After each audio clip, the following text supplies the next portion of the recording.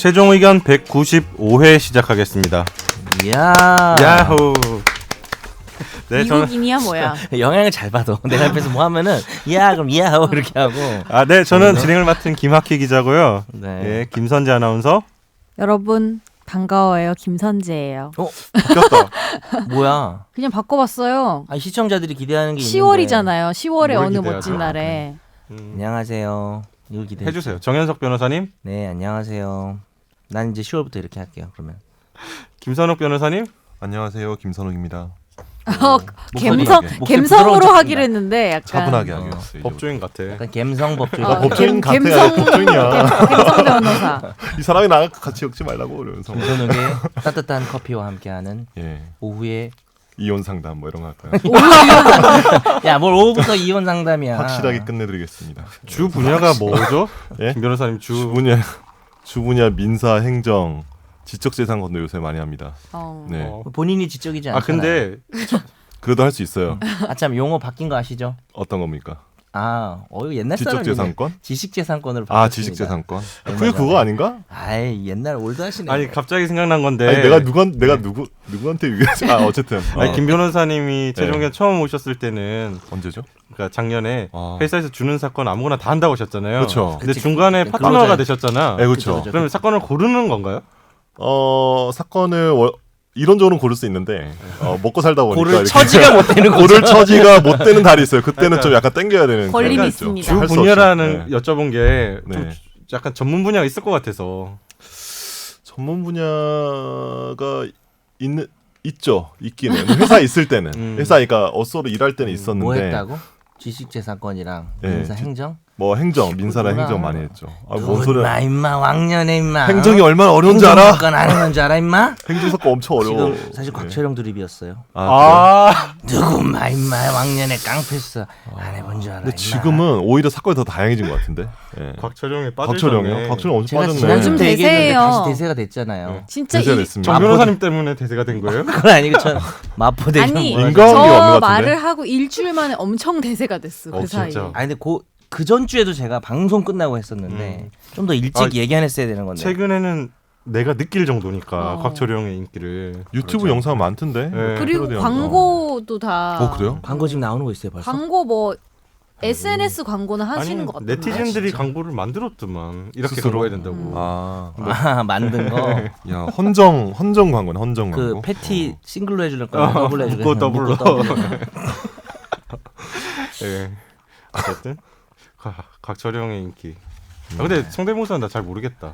성대모사는 네, 이정재는 뭐 딱인데. 성대모사보다는 그냥 누구마 임마 왕년에 임마 그만합시다. 예, 이정재 하세요. 예. 그러면 다음에 그 한 번 더 해.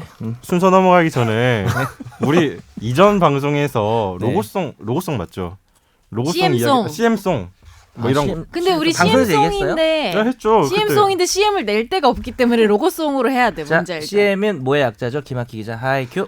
로고송 들어볼까요? 그러면 네, 몰라 C 몰라? CM 뭐야? 커머셜. 커머셜 아니야? 커머셜? 커머셜 모티베이션이야 뭐야? 멀천다이스인가? 뭐야? 멀천다이스? 뭐예요? M? 야, 일단 넘어가죠. 안 이거 보네. 넘어가자, 이거. 안 검색해봐. 보네. 그래서 지난번에 선재 노란 씨가 뭐 방탄꼭지. 방탄꼭지 로고송 이야기를 했었잖아요. CM송 아, 왜 뭐였죠? 못하지? 방탄꼭지 프리미엄 아. 니클 밴드 얘기했잖아요. 너무 중독적이라고 얘기했잖아요. 너무 중독적이야. 방탄꼭지 프리미엄. 유튜브에서 검색해 보세요. 한번 불러줄래요? 아 그래? 아니 부를 수가 없어 이게 약간 그러면 그것도 혹시 줄여서 BTS처럼 뭐 BTN 뭐 이런 거예요? 몰라요. 몰라요? 방탄 니플 이런 거 아니에요? 니플 기억나셨어요? 네, 기억나요. 그래서 우리가 최종 의견 로고송 만들자 막 얘기를 했었잖아요. 뭐 최종 의견.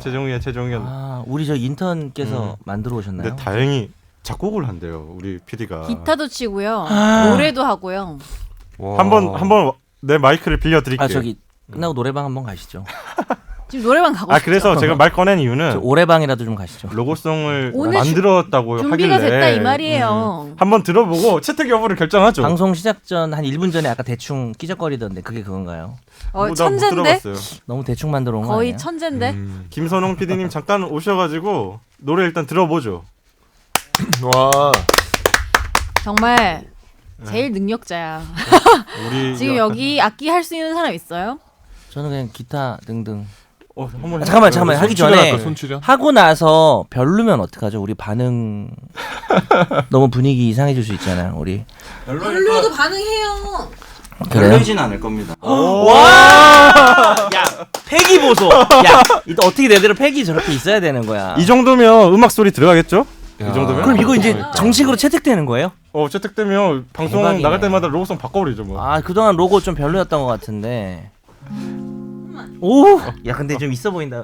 저희 기타가 나오게. 야, 이거 정말 좀만 더 들어. 김선욱과 함께하는 오후에 그거 같아요. 됐. 오후에 이혼 상담이. 이혼 카페. 그냥 네. 같이 부를 수도 있어요. 한번 하고. 예.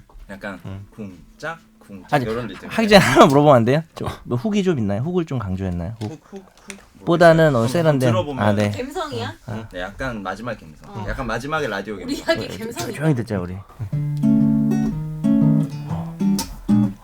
야, 연석이가 드립치면 선재가 받아주고 고퀄이다. 선욱이 법률 지식에 학위가 감탄하네. 웃다 보니 어느새 나도 법률 전문가.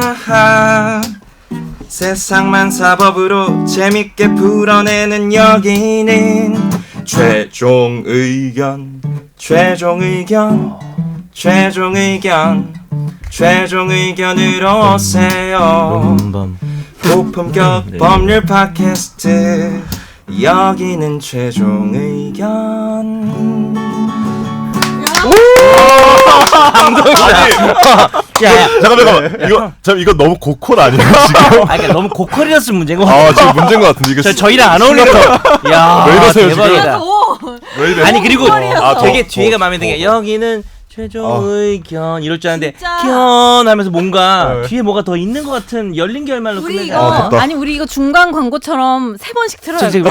미안한데 세 번씩 최종- 틀자. 아니 이런 거 아껴도 한 번만 틀어야 돼 오히려 이거 다시 듣고 싶게. 일단 채택. 아니 예. 최종 의견 거기 한 번만 해주면 안 돼요? 마무리만 마지막? 여기는 거기가 여기는 최종 의견. 견 거봐. 오. 시샵 아니야 시샵. 기샵 아닌 것 좋은데? 같은데. 근데 너무 좋다. 라플렛인가요? 예. 예, 아무거나. 우리 저거를 아니 너무 좋은데 아니 여기다가 이거 이제 최종 의견 하면 선재가 최종 의견 딱 이런 것도 괜찮을 것 같고 막 떠오르는 아이디어 너무 많은데요. 저 지금. 그러면은 아니 내 생각에는 드립에선 내가 마포대교 무너졌냐 이 새끼야 이거 집어넣고 그런 거 집어넣는 거나 기막힌데 뭐 이런 거. 저 막 지금 저도 이렇게 여기 악상 떠오르듯이 아니. 드립상이 떠오르고 있어요.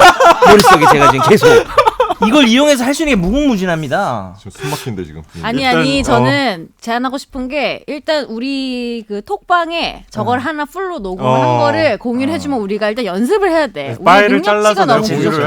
할게. 그래서? 스튜디오 예약하고요. 그 다음에 녹음을 스튜디오 해서 이렇게요? 여기 스튜디오 아니에요? 그 아이디어를 더해서 녹음을 합시다. 아니, 노래 스튜디오 해가지고 일단- 프로듀서도 좀 해가지고 딘딘 뭐 이런 애로 해가지고 노래가 너무 좋다. 아, 딘딘? 생각보다. 프로듀싱하는 그거는 모릅니다. 아니 그러니까 이제 몰라도 뭐 돼, 몰라도 돼. 연예인 불러요. 아니야 몰라도 돼. 우리 회사 음악 감독님 있잖아. 아 이거 예. 대박인데 이거. 일단 야. 저거는 연습 다 괜찮으신 중간에 거죠? 내가 절로 붐바 이걸 넣고 싶었어요. 무슨 아카펠라 어. 아카펠라입니까 그러면은 어쨌든. 그 우리 라디오에도 저렇게 CM송이나 중간에 나가는 노래 녹음하는 공간이 있어요. 네. 거기를 제가 한번 저 너무 마음에 들고 저거는 이 정도일 준비를- 줄은. 다시 들어가는 걸로. 아니 아니 이거 뭘 살려. 들어가 이거 네. 녹음에 다 써야죠. 이거 써야지. 괜찮다. 너무 좋아. 예, 너무 아니 좋고. 아니, 우리 본인 대화도 실력이 다 지금 써. 기성 가수 못지 않은데 난 또 뭐 노래를 못 해가지고 노래를 잘한다. 진짜만 우리 잘해가지고 최종 의견의 보배네. 사실 해왔다 그랬을 때 네네. 우리가 방송에서 하자 그랬더니 안 한다 그랬잖아요. 그래서 나는 노래는 잘 못하나? 이렇게 그러니까 생각했는데 내가 봤을 때 노래도 엄청 기대치를 잘하네. 낮춰놓으려고 저랬다니까. 그러니까. 어쨌든 저희가 연습해서 가다 듣는 걸로. 그러죠. 드립도 좀 생각하고. 그러니까. 연석이가 드립치면 드립 치워야 마포대견 무너졌냐 이제. 이제 편집은 마음대로 해. 우리가 네. 그죠? 마음대로 해도 될 것 같아요. 너무 고퀄이다. 그러니까. 고맙다. 진짜 이거 만약에 로고송 지금 한 1분 정도면 어디 배치할까요? 시작할 때? 시작할 때 하지 말고 중간에? 중간에 갑자기 나오는 중간에 거죠. 왜냐하면 갑자기? 학기 기자가 가끔 다음 코너 넘어갈 때 넘어가시죠. 약간 이렇게 어색할 때가 가끔 있지 않나요? 저걸 약간 네. 중간 광고처럼 그냥 아무 말도 없이 그냥 저게 딱 들어오는 거예요. 집중 탐구 전에 뭐 우리 탐 라디오 전에 하면 같아. 아, 우리 그러니까. 라디오 같아. 와 진짜 사연만 있으면 대박인데 사연이 너무 없어가지고 아 사연 잠깐 없는 그러면 방송. 일단 요거는 아무튼 준비를 너무 하는 걸로 하겠습니다. 딱 하나가 마음에 안 드는 게 있다면은 제가 드립치면 선재가 안 받아줘요 요즘에. 그게 좀 진실과 거짓말이야. 다른데 요 CM송을 계기로 많이 받아줬으면 좋겠네요. 네. 노력하겠습니다. 너무 좋아요.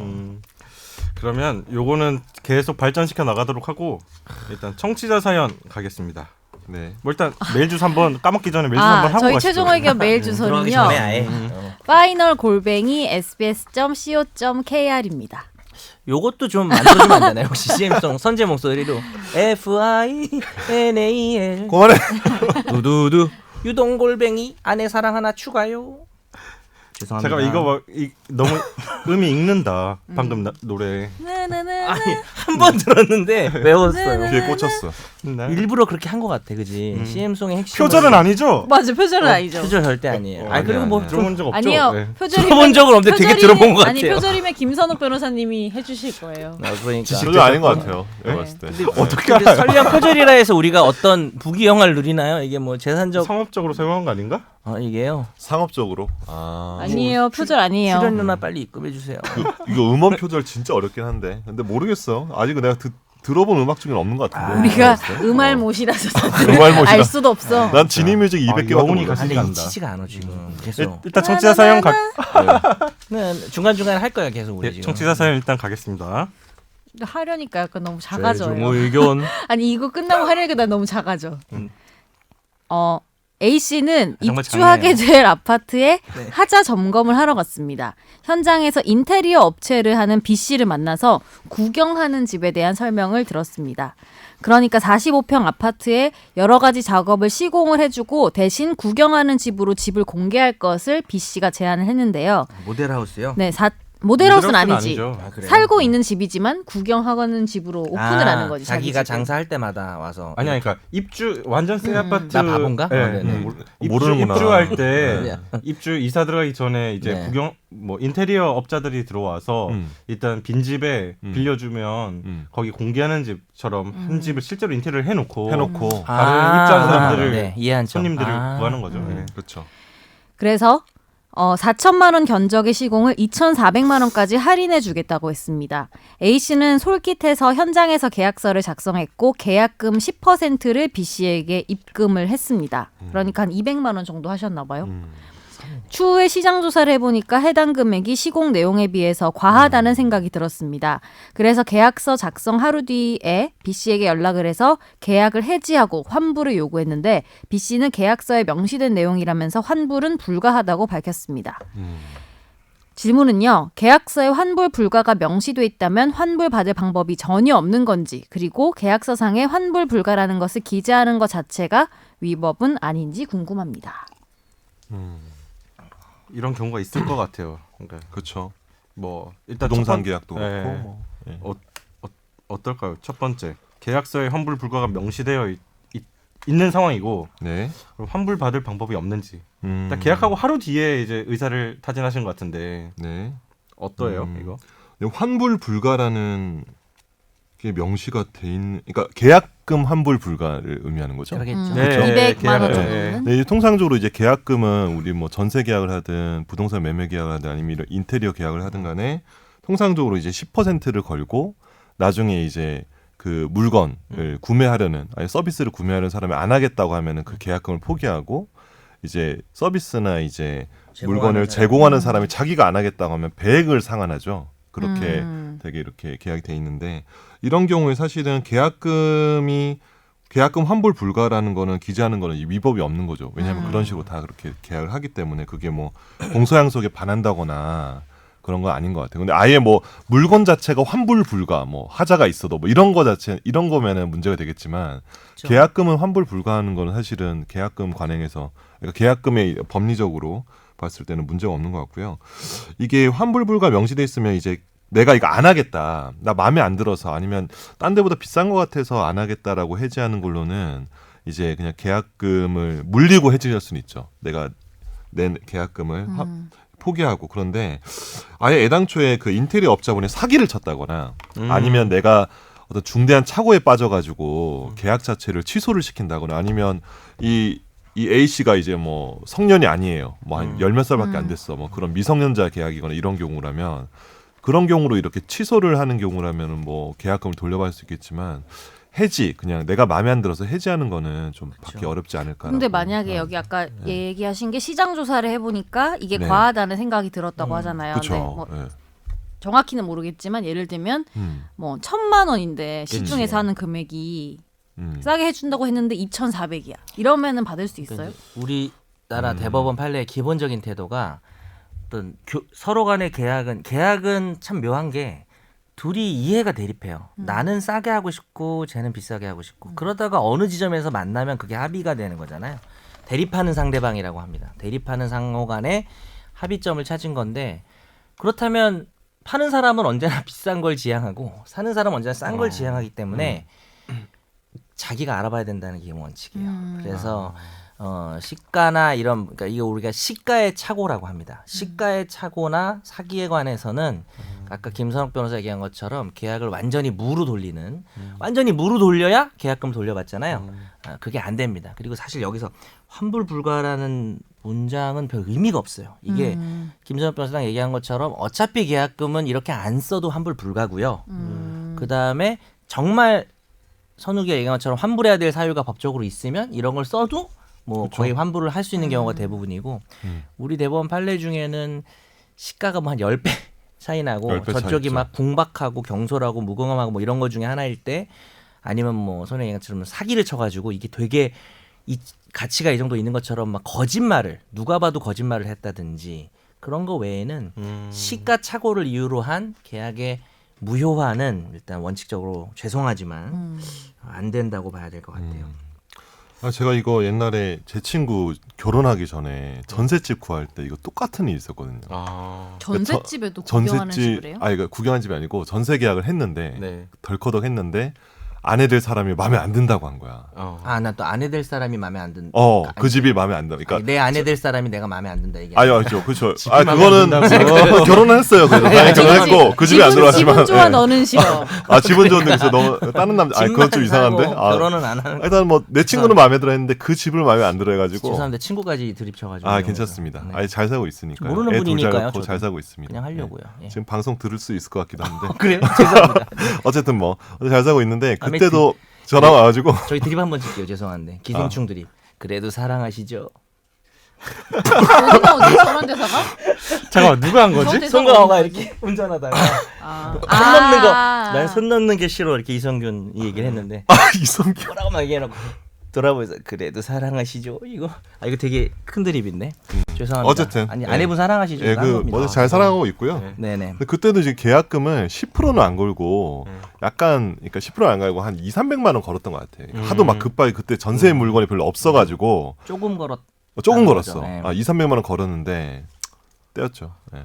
그럼 이 청취자분도 결론적으로는 좀 방법이 없겠네요. 예, 쉽지 않죠. 안타깝지만 이게 없고. 계약금 법리적으로 또 덧붙이면 계약금을 뭐 40% 받았다 이런 식이면 과다하기 때문에 그럴 때는 뭐 좀 감액 그때도 다 돌려받는 게 아니고 감액을 하는 거죠. 맞아. 이거 뭐 어차피 그러니까 배액 배상 이런 거잖아요. 혹시 추가로 보내주시려면 이 계약을 하면서 상대방이 뭐 속였다거나 뭐 좀 부당한 행위를 한 게 있으면 좀 보내주시면은 혹시 또 솔루션을. 근데 되게 찾아보겠습니다. 짜증나는 게 약간 급하다는 식으로 얘기하면은 덜컥 하게 된다 사람이. 여기 아니면 지금 안 집도 하면은 그렇고, 뭐 아파트도 그치. 그렇고. 애매한 정도면 사기가 안 되거든. 나도 혹할 것 같아. 만약에 4,000만 원짜리인데 우리가 2,400에 해줄게요 이러면 그치. 순간적으로 1,600만 원 이득이네 이러면서 계약할 수도 있잖아. 거기서 좀 세지면 사기가 되는 거야. 사기를 취소할 수 있는 거니까. 근데 그 다음날 계약하고 알아보니까 되게 사기 잘 당할 것 같아요. 그래요? 잘 믿죠. 사람. 약간 이런 거에 좀 혹해요. 이렇게 홈쇼핑에서 뭐 지금 매진이 얼마 안 남았다든지 막 그러면 이렇게 막 3분 5초 남으면 얼마 전에 3분 동안 막 고민하고 막. 얼마 뉴스 났더라고. 무슨 제품이 뭐더라? 막 지금 매진 임박 이랬는데 그 업체에서 다 사들였다가 네, 맞아요. 대량 환불했다고. 정말? 뭐지? 그건 좀 얘기해야 되나? 홈쇼핑에서 그것도 그러니까 사게 될것 그 같은데? 제품이 뭐지? 제품이 정확히 기억 안 나는데 아무튼 그 판매하는 업체에서 네. 이제 주문을 대량으로 걸어가지고 매진 임박처럼 그래갖고 대량으로 속이고 취소하는. 네, 그렇게 된 거죠. 나도 내 강의를 막 신청을 해. 넘어갈게요. 네. 아유, 화제의 판결로 가겠습니다. 아는 경찰관에게 부탁해서 사건을 잘 봐주겠다고 하고 의뢰인에게 돈을 받은 변호사는 어떤 처벌을 받게 될까요? 질문 나왔다. 최종 의견. 어떤 처벌을 받게 꽂혔네, 될까요? 꽂혔어, 지금. 약간 음이 변질된 것 같은데 지금. 네네. 저도 그 의미 아니지 않아? 그거는 아닌 거야. 스립 치면 여기는 기억나. 부바밤 누다담. 따다다다. 이거 약간 그거 바다 같은데요. 주인들 듣다 잘하네. 보니까 그거 아니에요? 세상에 비호감 딱 두 명 있네. 있지. 두비두밥 최종 의견. 다르잖아요. 아, 저 우리 두 비호감 된 명이야. 건가요? 다르잖아요. 아, 네, 죄송합니다. 약간 다른데? 예. 네. 갈게요. 예. 변호사 A씨는 지인을 통해서 공인중개사법 위반 혐의로 경찰 조사를 받고 있던 B씨를 소개받고 사건을 맡았습니다. B씨는 조사를 받던 중 담당 경찰관에게 자신의 휴대폰을 제출했는데요. 이 이야기를 들은 변호사 A씨가 평소 친분이 있던 경찰관을 통해서 B씨가 휴대폰을 돌려받을 수 있도록 도왔습니다. 이후에 이 변호사 A씨는 B씨에게 돌려받을 수 있도록 신경 써준 경찰관에게 인사비를 좀 줘야 하지 않겠냐며 앞으로도 조사가 많을 텐데 아는 경찰관에게 부탁해서 처벌을 가볍게 받거나 구속되지 않도록 해주겠다고 하면서 B씨로부터 3,500만 원을 받은 혐의를 받았습니다. 많이 받았다. 광주지법은 변호사법 위반 혐의로 기소된 이 변호사 A씨에게 최근 징역 1년에 집행유예 3년을 선고하고 사회봉사 360시간과 3,500만 원의 추징금 납부를 명령했습니다. 그렇군요. 사회봉사로 법률 상담 하는 거 아니고 뭐 예. 이거 오늘 상담? 몸을 움직여야죠. 재질이 뭔가. 나쁜 범죄 아닌가요? 아주 나쁘죠. 이게 뭐 솔직히 누구 변호사인지 몰라가지고 네. 제가 뭐 아는 사람은 알릴까 하는 불안감도 있는데 나쁜 놈이죠. 이렇게 하면 안 되죠 변호사가. 일단 근데 이런 거 되게 많이 일어납니다. 아 그래요? 큰 돈일 옛날에- 수도 있지만 큰 돈일 수 있지만 3,500에 정말 이렇게 예. 양심을 다 팔 수 있을까? 3,500으로 뭐 사 먹고 싶은 게 있지 않았을까요? 배 터지고 싶어요. 예, 아, 어쨌든. 김 변호사님은 네, 법률 얘는- 지식을 해야 돼요. 드립은 여기고.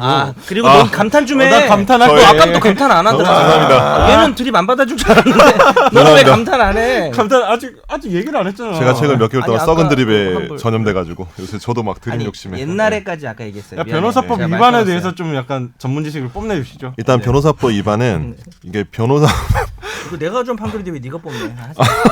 저도 네.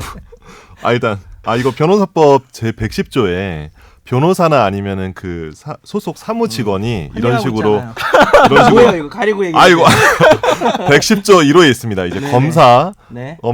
수사기관 판사 등, 빠졌어요. 어쨌든 수사기관 등 하면 등에도 판사 들어가는 거야. 자, 수사기관 판사 등에 수사기관이요? 이제 이익을, 뭐라고요? 판사 검사 그밖에 네. 재판 수사기관이잖아요. 그렇죠. 그 공무원에게 네. 어떤 이제 제공할 목적으로 이렇게, 비슷해요. 네. 예. 그다음 뭐지? 그러니까 가리니까 당황한다. 그게 금품이나 이익인데 네. 뻔한 그러니까 건데. 금품이나 그 밖의 이익을 이제 받아내는 경우에는 네. 받기로 하고 혹은 받기로 한 것도 있구나. 그렇죠. 받거나 받기로 한 것도 저기 약속한 죄송한데요. 것도. 이 자리에서 공부를 하시면 안 돼요. 공부해가지고 가사 왔어요, 바꿔야겠다. 이거 일단 이건 아이고 이 정도는 왜 그래요 갑자기 또. 예. 선욱이가 더듬대면 하키가 빈잔 주고 연석이가 그래서 잠깐 우리 선재가 드립 방송 아니잖아. 쥐어받고 네. 법률 정통 어쨌든 법률 방송. 지금 형이라는 거예요? 받기로 하거나 받기로 약속을 하면은 그쵸. 5년 이하의 징역 혹은 얼마 3천만 원 이하의 벌금. 나 네. 이거는 외웠어. 숫자 잘 외우네. 근데 이거는 왜 다 알고 있는데 네가 왜냐면 걸릴까봐 외우고 있는 거지. 왜냐면 드립에 아니요 걸리지 않아. 실무에서 이런 케이스가 있어요? 정말 많아요. 사무직원도 이렇게 하면 안 돼요. 네. 사무장들도 이렇게 많이 하고. 근데 이거 진짜 많아요. 위법인 거 알면서 왜 근데 그래? 꽤 큰데 그리고 이게 근데 변호사들이 하는 경우는 이제는 많이 없어요. 진짜 정말로 진짜 뭐 이렇게 사고 싶은 차가 있다. 근데 3천만 원 모자라. 이러면은 할 수도 있어요. 예. 범죄를 저지른다. 예, 범죄를- 차 때문에. 할 수도 있지. 진짜 너무 사고 싶었던 거야. 예. 변호사는 공무원인가? 뭐 당연히 아니죠. 하지만 상당히 공익성이 강한 개인 사업자 내지는 이렇게 보는 거거든요. 그래서 왜냐하면은 재판 작용, 수사 작용하고 연결돼 있기 때문에 그 과정에서 자기가 이런 식으로 뇌물죄를 저지르겠다고 말하는 거잖아요. 그쵸, 이건 예. 진짜 안 되는 거야. 이거는 정말 정말 쓰레기 짓입니다. 그다음에 이제 변호사 같은 경우는 민간인이지만 공적인 지위도 이렇게 겸비하고 있거든요. 이제 공익을 수호하는 어떤 그런 부분도 있어서 그런 적 네. 없어요? 의뢰인이 먼저 얘기하는 때는 가끔 있어요. 돈 좀 제안을 의뢰인들이 해. 혹시 뭐 애둘러가지고 막 자기도 직접 말 못하겠으니까 그 판사님하고 좀 제가 예를 들어서 같은 과 동기고 이럴 때도 있잖아요. 우연히 네. 하면은 그 어떻게 만나서 좀 뭐 필요하시면 얘기하시고 막 이렇게 돌려서 얘기할 때도 있더라고요. 그러니까 뭐 진짜 이번 사건만 잘 되면은 섭섭치 않게 해드릴 테니까 뭐 이러면서 얘기하는 경우도 있고 한데 변호사들은 잘 없고 사실 사무직원들이 변호사 몰래 이런 일이 종종 있어요. 그래서 네. 사무장 비하하는 거 아니에요? 아니 사무장 아니고 실제로 저희 회사에서도 옛날에 아주 옛날에 이제 있었던 일로 알고 있어요. 저도 이제 전해 들은 이야기인데 어쨌든 뭐 이 변호를 받거나 이럴 의뢰인 입장에서는 네. 이런 건 절대로 의뢰인 입장에서도 그러니까 다 구라예요. 불하다. 아니 그리고 봐봐요. 그러니까 물론 저 비리, 판사, 검사 다 있겠죠. 있을 수 돈 있는데 줘봤자 나한테 도움 안 된다. 아니 돈 3천 받고요. 네. 아니 이건 여긴 경찰이었지. 네. 하여튼 뭐 그걸 받고 자기가 여태까지 뭐 1원 원 직을 포기하고 실형을 살겠다는 거지. 공무원 이거 받으면 1,000만 원 받아도 실형이잖아요. 네, 그렇죠.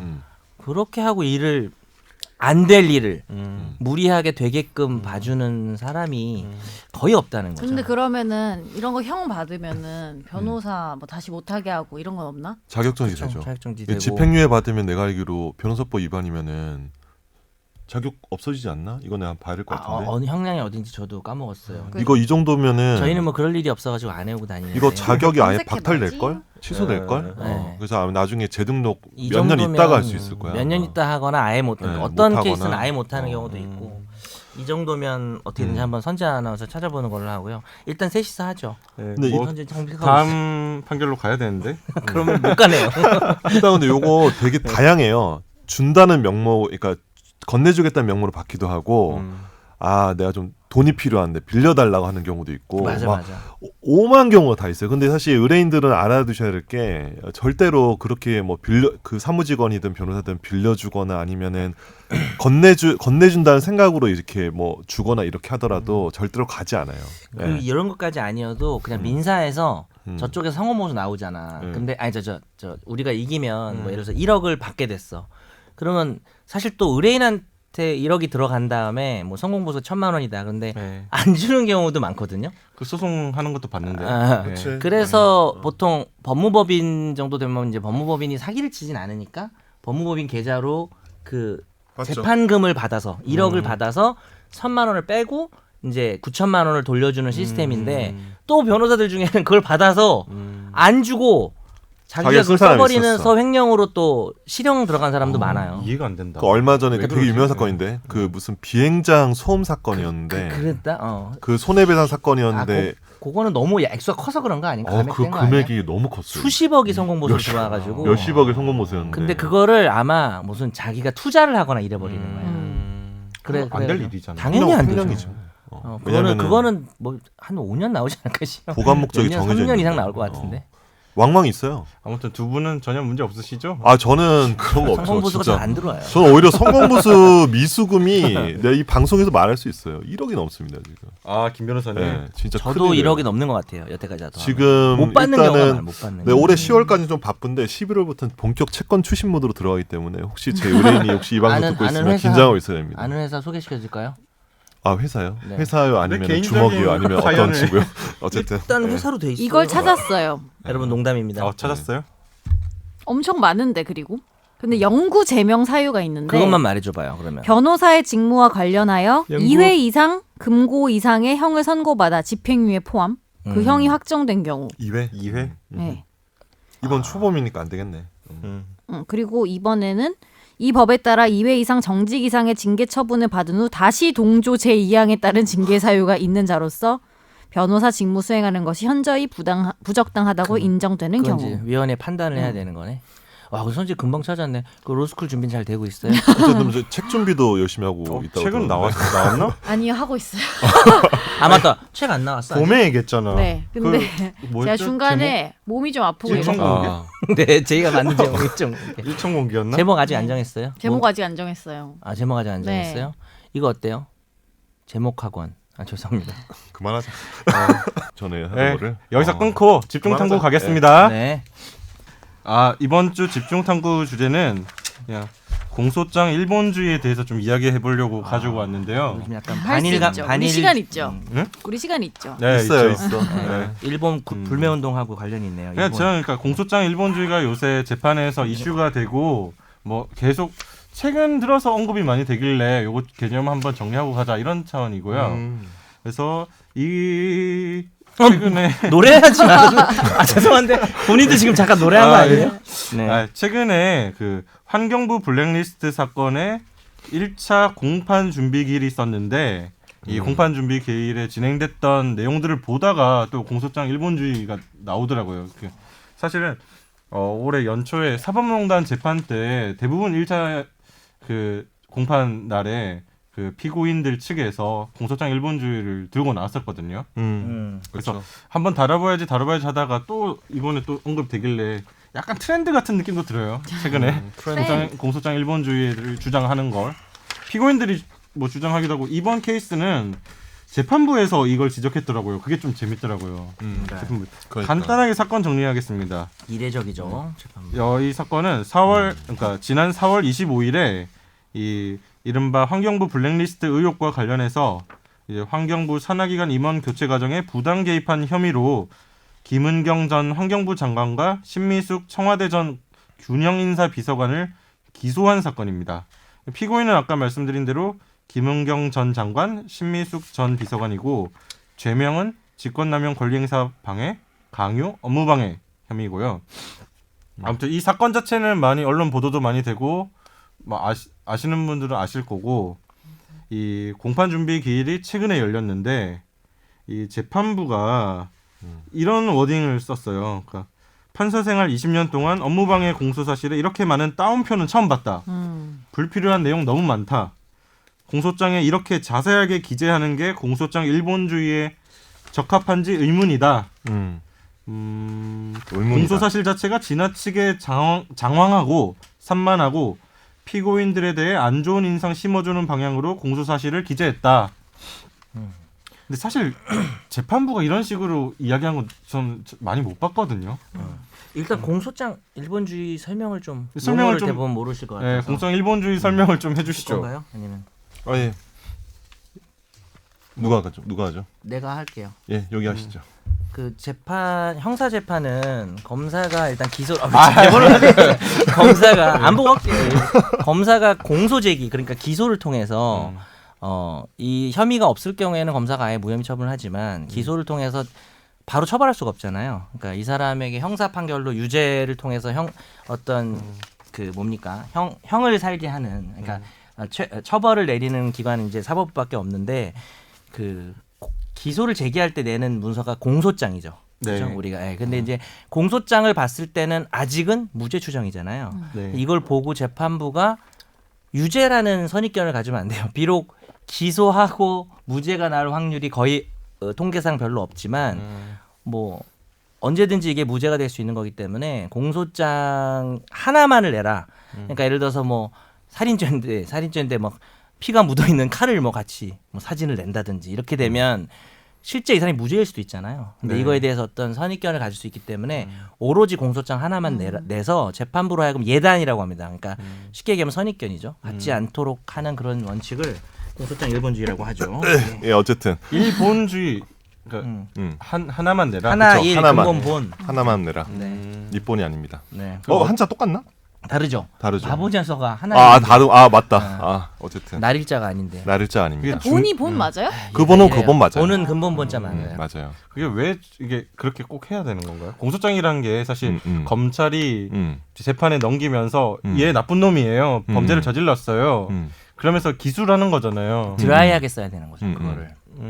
얘가 왜 나쁜 놈인지를 설명하고 있거나 근거들을 같이 내는 건 아니고 어차피 왜냐하면 피고인도 그러니까 대등해야 되는데 무기가 대등해야 되는데 지금 수사만 이루어져 있으니까 모든 자료가 그 수사기관 검찰에 있고 이거를 함부로 열람등사도 안 해주거든요. 그래서 기소가 되면 이제 법원에 넘어온 다음에 첫 기일이 열려요. 그죠? 첫 기일이 열리고 거기서는 그때는 판사가 공소장만 본 상태에서 첫 기일을 그렇죠. 하는 거죠.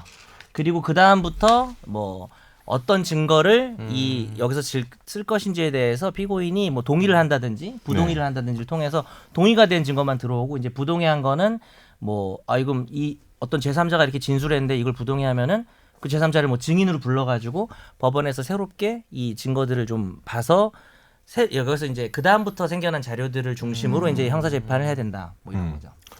저는 오늘 여기까지 공소장 할게요. 일본주의의 취지는 어쨌든 피고인의 방어권 보장, 방어권 보장이죠. 그게 무죄 제일 추정의 중요한 거죠. 원칙. 제일 중요한 근데 거죠. 어떤 공소장을 어떻게 써야 한다라는 그런 정해진 형식이 있어요? 뭐 법적으로? 그게 사실은 법에 정해진 건 없는데 그 형사소송법 몇 초였지? 우리는 기재례를 공부하잖아요. 근데 그렇죠. 기재례를 공부. 사법연수원에서 그렇죠. 기재례 맞춰서 써야 되는 뭐에 맞춘다고요? 기재례. 기재례. 예시조문 있어요. 사법연수원 과목이에요. 그거 쓰는 거 연습하는구나. 그러니까 사기죄, 판결문 기재례, 공소장 기재례. 그렇죠. 사기죄, 공갈죄 그러니까 이렇게. 정해진 건 없지만 예, 예. 그건 루틴이 맞추고 있는 거라는 루틴이 거죠. 근데 이제 거기다가 너무 많이 추가하면 지금 예를 들면은 이제, 공소장을 소설처럼 써. 그렇지. 시작하는 문장을 어느 날 막. 아침이었습니다. 뭐 그렇게 써. 아까 말씀하셨던 거는 형사소송법 제 254조에 있네요. 뭐 이게 간단하게 법 조항을 보면 네. 1. 공소를 제기하면은 공소장을 관할 법원에 제출하여야 한다. 2. 공소장에는 피고인 수에 상응한 부본을 첨부하여야 한다. 3. 복사본. 네. 공소장에는 다음 사항을 기재하여야 한다. 1. 피고인의 성명, 기타 피고인을 특정할 수 있는 사항. 2. 죄명. 3. 공소사실. 4. 적용법조. 네. 4. 사항. 공소사실의 기재는 범죄의 시일, 장소와 방법을 명시하여 사실을 특정할 수 있도록 하여야 한다. 5항. 수개의 범죄 사실과 적용법조를 예비적 또는 태길적으로 기재할 수 있다. 근데 공소장 일본주의를 명확하게 명시하진 않았네요. 그러니까 여기 보면은 공소장에 적어야 될 게 총 4개인데 네. 피고인의 이름이나 뭐 이런 거 같은 인적 사항, 뭐 이름, 주소, 뭐 주민번호 뭐 이런 거 있잖아요. 뭐 그리고 있고 죄명, 뭐 사기죄, 공갈죄 이런 거고 공소 사실 이 바로 이 공소장 일본주의에서 지금 문제되고 있는 그건데 적용법조는 뭐 형법 뭐 300 몇 조 뭐 이런 건데 공소 사실이라고 돼 있지 공소 사실을 어떻게 적어야 되는지에 대해서는 법에는 없죠. 네. 네. 법에는 없는데 이제 규칙에 네, 형사소송 규칙이 규칙이 있죠. 있어요. 근데 여기 이렇게 돼 있네. 118조 2항에 보면 공소장에는 법원에 예단이 생기게 할 수 있는 서류 기타 물건 첨부하거나 그 그렇죠. 내용을 인용해서는 아니 된다고 아니 돼 있긴 해요. 그렇죠. 음. 그래서 결국에 왜냐하면 처음에 그러니까 형사 절차, 즉 공판 절차가 개시되는 거는 검사가 먼저 이제 기소를 하면서 시작하잖아요. 네. 그렇죠. 근데 이제 공소 제기가 딱 이루어지고 나면은 변호사가 이제 물론 이제 공소장과 그리고 이제 검찰의 증거 서류를 보고 1회 공판기일 전에 열람을 사실 다 할 수 있어요. 다 열람하고 가거든요. 네. 그러니까 공소가 된 다음부터. 네, 공소가 된 다음부터 이제 열람하고 그 다음에 이제 그거에 대한 의견서를 이제 판사님한테 내는데 중요한 거는 이제 공판기일 첫 시작하기 전에는 어쨌든 검찰이나 결국 검찰 수사기관에서 가지고 있는 자료가 제일 방대하겠죠. 방대하고 거기 이제 자신들의 어떤 근거가 다 일목요연하게 정리가 돼 있을 텐데 그것 자체를 첫 재판 전에는 이제 판사한테 노출을 안 시키는 거죠. 오염이 안 되고 다만 이제 피고인 쪽에서도 나 이 증거로 쓰는 거에 내가 동의를 할게 라고 하면은 그때 노출이 되는데 만약 부동의를 할 수가 있죠. 가령 뭐 이건 내가 고문을 해가지고 내가 사실은 이건 진실한 사실이 아닌데 고문만 해가지고 만든 증거야. 뭐 진술이야 이런 것도 있고 아니면 이거는 위조된 증거야. 뭐 이런 거 있잖아요. 그러면 아니면 특정 참고인의 진술이 난 동의할 수 없다. 이 사람 진술은 거짓이다. 이렇게 하면 이제 부동의를 하거든요. 그럼 이 부동의한 증거 빼고 나머지 증거가 이제 그 공판기일 첫날에 이제 다 올라가는 거예요. 검사가 이제 판사님한테 올리면 그때부터 판사가 보는 거거든요. 그리고 이제 부동의한 증거는 그 이후로 증인신문 기일이 이루어지거나 아니면 뭐 감정기일 이런 증거조사가 계속해서 이루어지면서 하는데 결국 이제 예단이나 이런 것들을 사전에 주면 안 되고 중요한 건 또 민사소송도 마찬가지고 형사소송도 마찬가지지만 내가 이렇게 민사소송도 청구 취지가 있거든요. 네. 피고는 원고에게 얼마를 지급하라 이거는 그 뭐 얼마를 지급하라 해서 매매대금인지 뭐 그게 무슨 뭐 토지대금인지 이런 게 아예 전혀 없어요. 그냥 딱 그것만 적거든요. 아주 무색 투명하게. 그래서 저희도 연수원에서 교육을 받을 때도 공소장 일본주의에 따라서 얘가 몇 날 주시상목행 즉 언제 누가 주시상목. 누가 진짜 오랜만에 들었다. 그죠 누가 언제 어느 장소에서 누구에게 어떤 행동을 했다 딱 요까지만 딱 적고 주시상목행이라요? 주시상목행 뭐 상대방. 네. 목적, 목적어, 행동. 그러니까 이제 핵심 그런 거죠.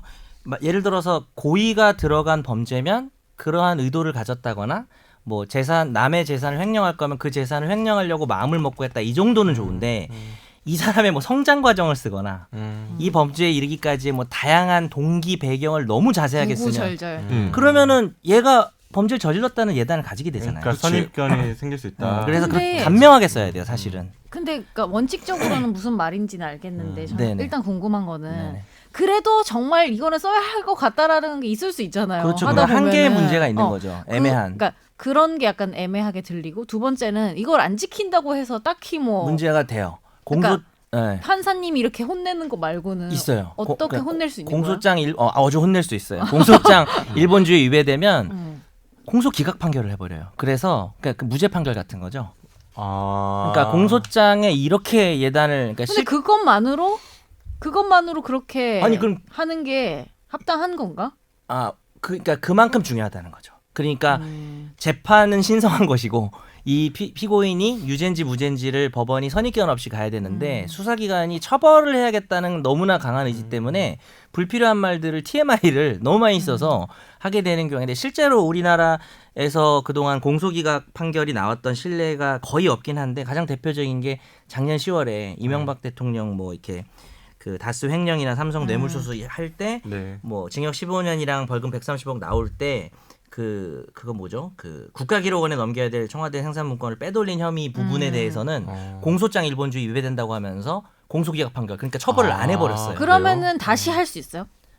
그 당시 공소기각이 공소기각이 나오면은 일단은 그 뭡니까? 공소의 판결 나오면은 공소장을 수정하면 되지 않을까? 수정할 수는 있겠죠. 변경해가지고 수정할 수 있겠죠. 예. 재판부에서 받아줘야지. 무죄가 나온 걸 다시 그 갑자기 왜 일사부재리. 그건데. 확정 판결에 대해서. 근데 확정 판결에 대해서는 안 왜냐하면은 되지만 물론 공소기간 다시 할 수 물론 있겠죠. 구구절절 쓴 거는 잘못이지만 그럼에도 불구하고 그렇다고 해서 죄가 없는 건 아닐 아니지. 수도 있잖아요. 아니죠. 네, 그렇죠. 근데 마찬가지예요. 얘가 진짜 나쁜 범죄자인데 진짜 뭐 살인을 했거나 그런데 내가 얘를 고문해가지고 자백을 받아서 올리면 그 자백이나 이런 증거들이 아니면 그다음에 얘의 증거도 막 뭐 부적법하게 압수를 했다든지 그런 거 있잖아요. 그러면은 무죄가 나오잖아요. 오염된 증거를 가져왔으니까 그게 그만큼 국민의 기본권과 절차 보장이 중요하기 때문에 실체적으로 유죄여도 그런 관행을 만들어버리면 수사기관이 처벌에 눈이 멀어가지고 남발할 수가 있기 때문에 공소기각 나오는 게 당연하죠. 어쨌든 가장 중요한 거는 피고인의 방어권이라고 봐야겠네요. 방어권이죠. 이 개념의 이유는. 근데 들었을 때는 사실 우리 같은 그런 아무도 모르는 일반 사람들에 대해서는 이런 일이 잘 벌어질 것 같진 않다라는 생각이 들어요. 그러니까 뭐 이렇게 큰 구구절절하게 사건, 크게 구구절절 사건. 그런 거나 좀 그 정도는 돼야지 이런 게 발생할 것 같다는 생각이 검찰도 드네. 약간 정치적 의도가 있을 수도 있겠죠. 그러니까 유죄를 만들기 위해서. 의도가 있든 없든 간에 그 정도 되는 사안이어야지 의도가 스토리도 없어도. 구구절절 되고 쓸 것도 그럴 수는 있고 있겠네요. 이럴 의도가 것 없어도. 맞아요. 같다라는 뭐 이게- 보통 사람들은 공소장 엄청 짧지. 한 장, 두 장 뭐 너무 끝나는데. 짧아서 서운할 때도 있어요. 내 말은 내가 이걸로 범죄된다고 화가 나. 자세히 좀 써주세요. 정치 관련되지 않더라도 예를 들면은 네. 뭐 엄청난 이제 희대의 살인을 저지르 이런 경우 정도는 돼야지 네, 아니면 뭐 사건이 구구절절 복잡해서 설명이 필요할 수는 있겠죠. 음. 근데 그게 이제 한계가 있는 것 같아요. 어디서 넘어가면 위배고 아니고. 하는 그러니까 저는 공소장 일본주의가 재밌었던 게 사실 뭐 이때까지 말 나온 적이 별로 없잖아요. 뭐 없지. 제가 트렌드라고 아까 얘기했지만 사법농단 사건 공소장을 그때 봤었는데 뭐 100장 넘어가잖아요. 200몇 4페이지가 있었던 것 같은데 심각하지. 뭐 그리고 지금 오늘 이야기하고 있는 환경부 블랙리스트 이 사건은 공소장이 한 55페이지까지 있는데 그렇죠. 일단 그런 표현도 쓰지 않았나요? 그 사법농단 피고인 중에는 뭐 대하 소설 같다, 공소장이 대하 소설 같다, 뭐 이런 논리로 폈는데 공소장 일본주의가 이때까지 법정에서는 한 번도 다뤄지지 않다가 약간 거물들이 나오니까 뭔가 나왔고 최근에 이거는 방향은 다르지만 재판부가 지적한 부분이지만 이게 공소장 일본주의가 거의 사문화돼 있다가 최근에 살아난 것 같다 이런 느낌이었거든요.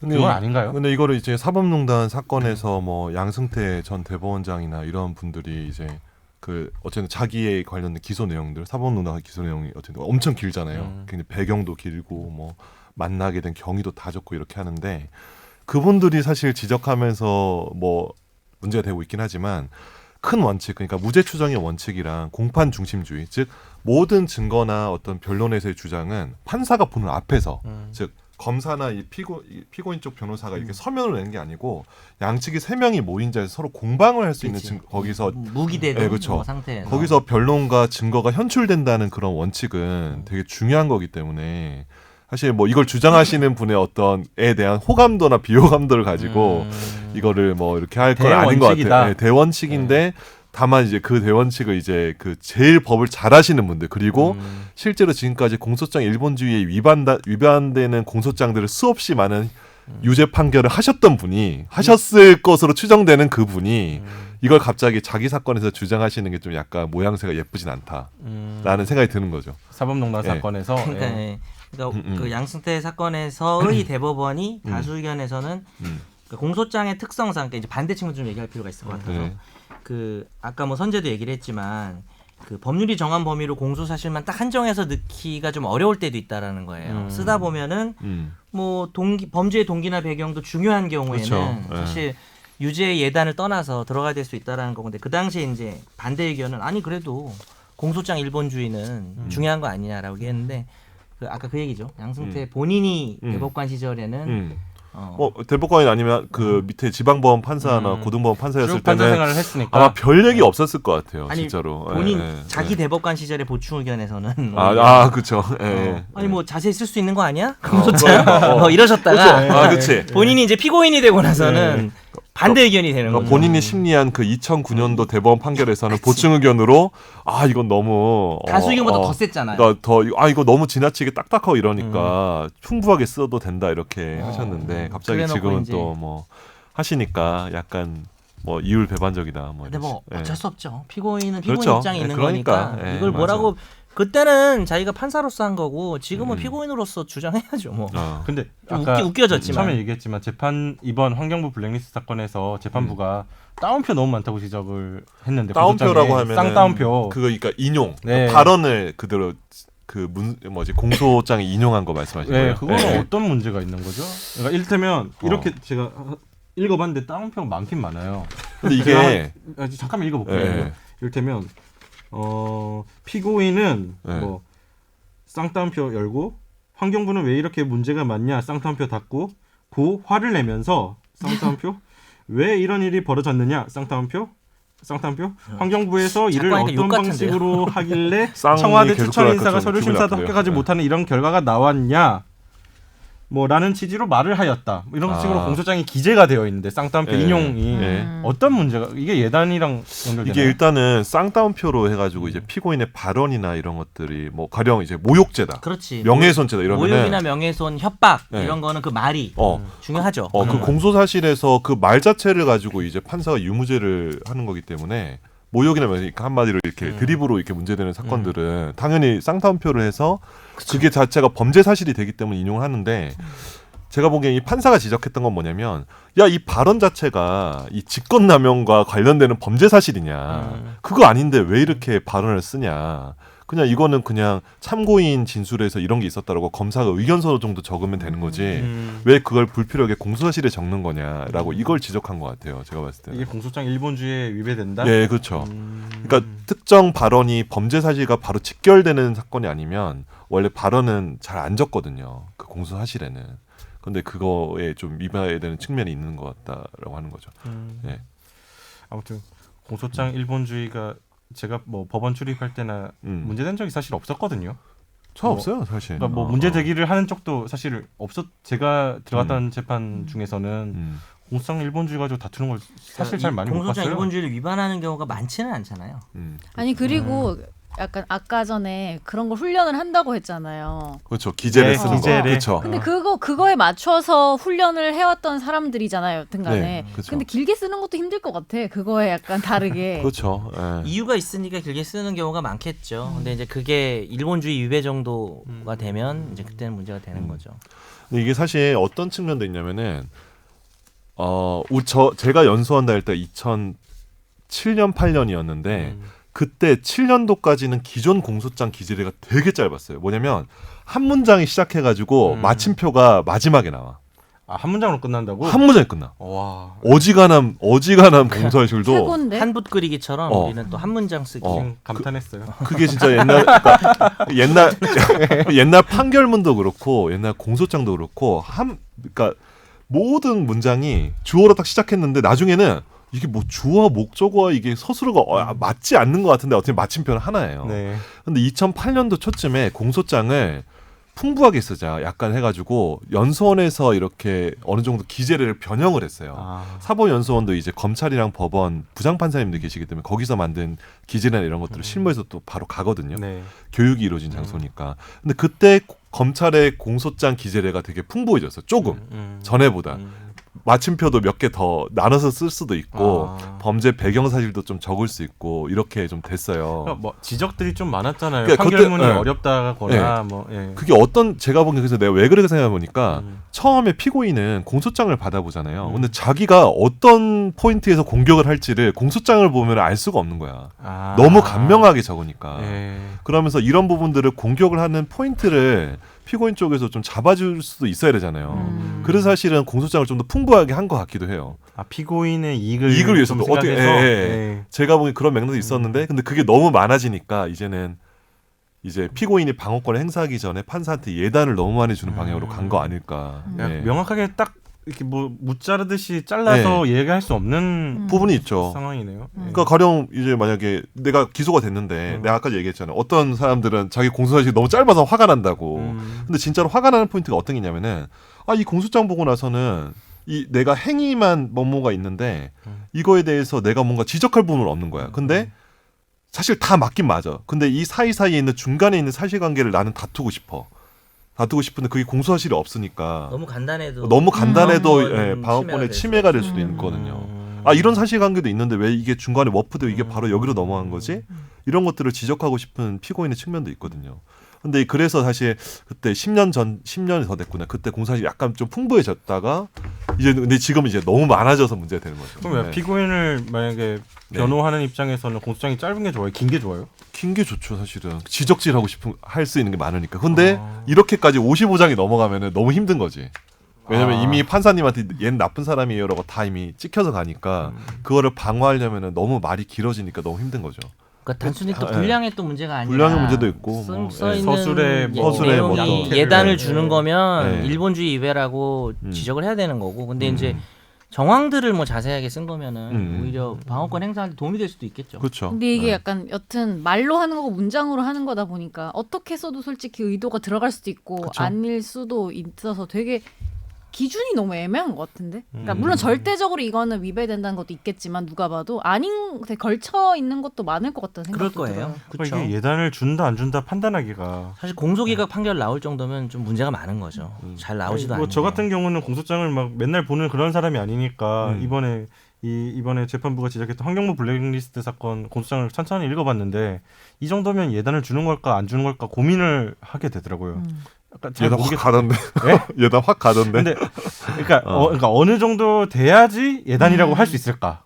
그 기준선 저는 잘 모르겠더라고요. 그러니까 예단 그러니까 저도 약간 솔직하게 말씀드리면 예단이 좀 오는 거 아닌가 이 정도 생각했지만 제가 다른 공소장 많이 본 그건 아니니까. 그리고 또 모든 공소장이 기본적으로 범죄를 저질렀다는 문서잖아요. 그러니까 뭐 기본적으로 공소장 자체가 공소장 오면은 보면 다 나쁜 놈이 이렇게 죄인 생각하는 같잖아요. 판사도 있을 수도 있고 뭐 아니 여러 그리고 가지 있지. 우리가 네. 이미 예를 들면은 뭐 언론이나 인터넷에서 많은 온갖 정보들을 갖고 우리도 사람이니까 아무리 공정하려고 노력해도 이미 1차적으로 필터링된 정보를 받아 보니까 1차 편견이 생기고 2차 내가 흡수하는 과정에서 나한테도 편견이 생길 수밖에 없잖아요. 그 2차적으로 편견을 거친 상태에서 판사든 뭐 변호사든 볼 거 아니에요, 이거를. 그렇죠. 근데 예를 들면 이게 예단이라고 말하는 것조차 사실은 자기의 편견일 수도 있잖아.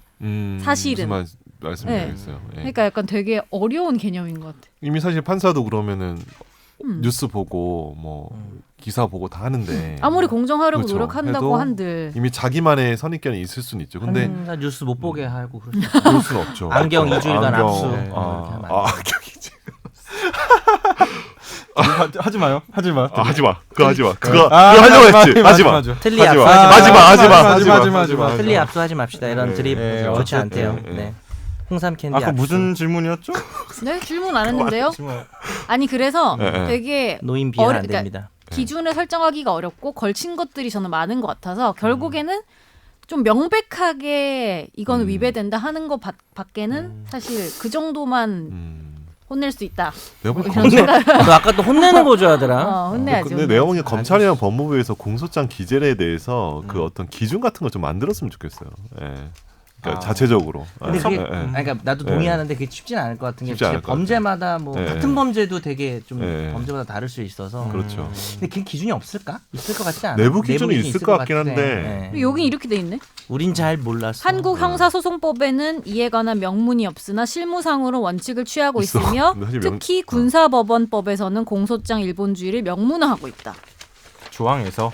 조항 이게- 자체에 공소장 일본주의라고 돼 있는 거 아마 얘기하는 거 이게 같아요. 과거에는 이게 또 시국 사건 같은 데서 막 학생 운동권이나 이런 애들이 얘 자라온 배경, 얘는 어렸을 때부터 좌빨이었고 사상에 뭐 이런 거. 좌빨의 영향을 받고 그쵸. 부모가 뭐 예, 어떻고 부모가 빨치산이 뭐고, 뭐 할아버지가 그쵸.